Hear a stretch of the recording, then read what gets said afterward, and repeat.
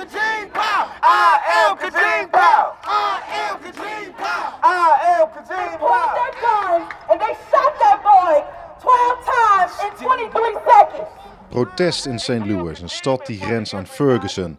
Het is een jaar na de dood van Michael Brown. En voor veel activisten is dit het ground zero van de Black Lives Matter beweging.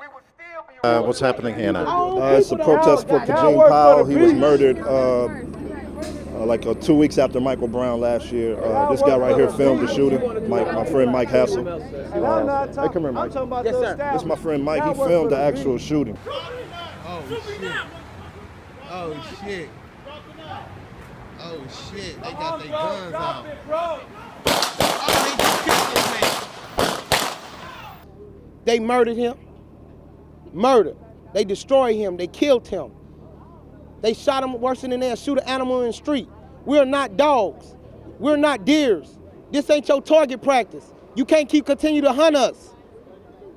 This is not slavery. You described the situation, how it happened. Murder. I just described it to you. Murder. Murder. Murder. Murder. That's what they did. Murder. You called it a war. I believe it is, and it's crazy that we use language like it's a war, but it's really not even a war, because in a real war there are casualties on both sides. We don't have police casualties. We don't kill police officers. They come to our neighborhood. We might yell, curse at them, spit at them, throw some stuff, but we haven't killed any of them. So like even when we use the language of this is war, like really is it war? Because if it's war, who's winning? The other side is definitely winning by a long shot. So I don't even like to really necessarily refer to it as war for real. I think it is urban warfare being unleashed upon us, but we've yet to actually declare war on them. And this is actually where the original arrest took place, where the Blue Angel. The arrest shows he just ran over here, and this is where they caught him. The video starts with him getting carried into the police van right here. De dood van Freddie Gray was dit voorjaar de vonk in het kruidvat van Baltimore. Wat volgde waren wekenlange protesten.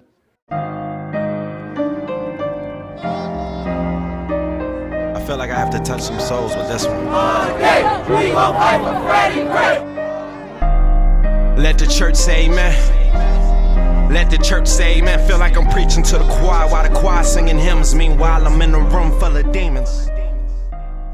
De protesten betekenden ook een keerpunt voor Kwame Rose, een jonge rapper uit de arme wijken van Baltimore. Hey Sean, it's a very excited crowd where I am standing right now. Zijn confrontatie met Fox News-verslaggever Geraldo gaat viral. Pew, come on, get out of the way, man. Get out of the way. Don't touch me. Well, you stop blocking my camera. I want you and Fox News to get out of Baltimore City because you're not here reporting about the boarded up homes and the homeless people under MLK. You're not reporting about the poverty levels up and down North Avenue. 2 years ago, when the 300-man march, and we marched from the top of Hilton to from Hilton and North to Milton and North, you weren't here. But you're here for the black riots that happened, right? You're not here. You're not here for the death of Freddie Gray. And I heard him say the tensions are high. He was trying to provoke people. And I just walked up to him and was like, nah, bro, you gotta leave here because that's not what we're doing. We're trying to get the police to drop their riot gear and say a prayer with us. And we're trying to get the police to leave, and you're trying to get the police to stay. Why are you running away? I'm not running. He's running. He got Corona on the run, y'all. When he walked away, it was like a symbolism of America turning its back on black people for so long when we've been protesting peacefully. And that's what happened. I think that's the symbolic nature of everything. Without that badge, you a bitch and a half. We saying fuck the police. Fuck the police. Without that badge, you a bitch and a half. We saying fuck the police. Terug bij het protest in St. Louis. Op Twitter zingen verontrustende berichten rond. De betogers horen dat de politie vlakbij Ferguson opnieuw een zwarte tiener heeft doodgeschoten. De demonstranten besluiten erop af te gaan.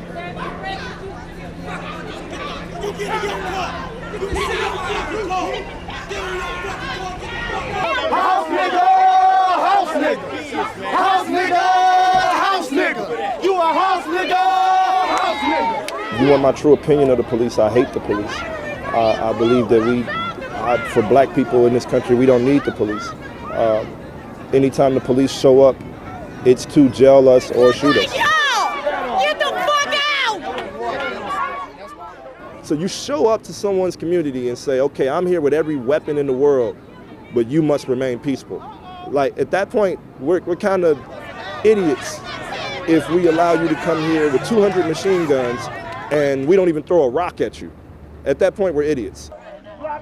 De politie beweert dat ze het vuur openden toen de zwarte tiener zich omdraaide en een wapen op hen richtte. Maar niemand in St. Louis die de politie nog gelooft. Man, fuck them. Fuck them. Back up. We want freedom. They killed that little boy before they even went in the house. A fucking lie. Them motherfuckers lied. They lied. De politie lijkt te hebben gelogen. Uit de autopsie op het lichaam later blijkt dat de tiener in de rug was doodgeschoten. Het zijn dit soort incidenten die de woede achter Black Lives Matter voeden. I think Black Lives Matter is just about black ownership. When people ask what do we want the same things that everybody else wants. I don't want to walk outside my door and have an M16 in my face. We can start there. I would like to be able to have healthy options of food to eat. I would like to actually be able to get a job that provides for my family substantially. I want the same basic things that everyone else wants. But more importantly, what I believe we want politically is just ownership of ourselves, ownership of our struggle, ownership of our message, and ownership of our actual fight. It's time to stand up. Martin Luther King dead, Malcolm X dead. It's time for somebody to stand up. Y'all ain't got no answers though. Y'all in the nigger union. The nigger union. Naturally, a lot of people make the comparison with the civil rights movement. It's not the civil rights movement at all.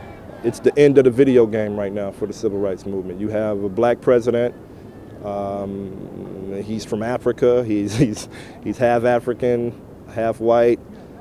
He has a globalistic perspective. He was a community grassroots organizer, and he can quote the hell out of a Martin Luther King speech if he needs to.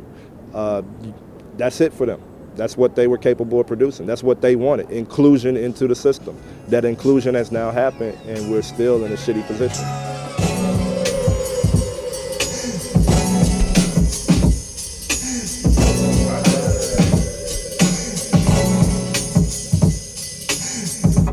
Starts at 1? Yeah. It's a protest in D.C. Yeah.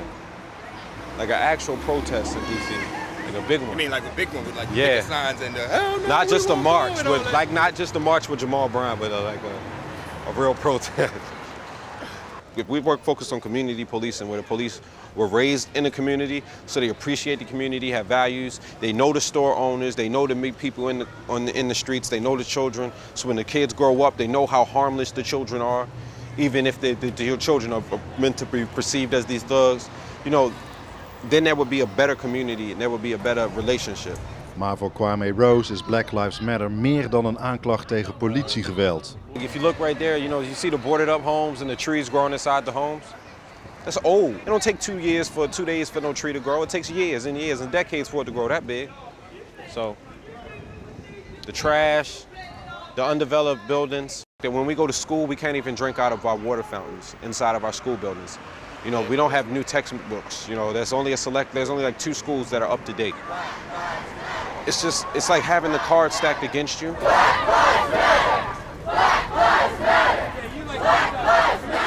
Protest brengt Kwame Rose vandaag in Washington, waar verschillende actiegroepen zijn samengekomen. For me in particular, it just shows the power of protesting, and it's like, you know, I'm seeing a lot of familiar faces. So it's like you're getting the same people who are energized and who are going out and fighting for justice. And it's like to see those familiar faces and to have that, you know, that community inside of protesting. It's another beautiful experience, a part of this, this whole movement. De activisten van Black Lives Matter wantrouwen Washington. Toch proberen ze hun ideeën in het politieke debat te injecteren. De afgelopen weken verstoorden ze luidruchtig de campagnes van verschillende presidentskandidaten. Opvallend was de confrontatie met Hillary Clinton. What the Black Lives Matter movement needs to do to change white hearts is no, I'm not talking about. Look, I don't believe you change hearts. I believe you change laws, you change allocation of resources, you change the way systems operate. You're going to have to come together as a movement and say, here's what we want done about it. You know what? Fuck Hillary Clinton, man. That's what I say. You know, because it's all just a bunch of bullshit. Why do we have to give you ideas about what needs to be fixed when you're the politician? I'm not the politician. I'm the citizen. I just know that there's a problem. I did not sign up to get paid by the people that the problem is affecting to fix the problem. I didn't want the job. So since I didn't want the job, why the hell do I have to tell you how to do it? So I'm just not here for that part of the conversation. If we don't get it, shut it down! If we don't get it, shut it down! De avond valt in St. Louis. Betogers blokkeren een kruispunt. De sfeer wordt steeds grimmiger. Eventually, it's going to come to a point where we have to sway ourselves into a more militant standpoint. I do believe that St. Louis, Ferguson, represents that. It's a more aggressive, it's a more in your face. It will appear to be more violent everywhere. Yeah, and I think that that's the next phase of the movement. I think the movement is moving in that direction.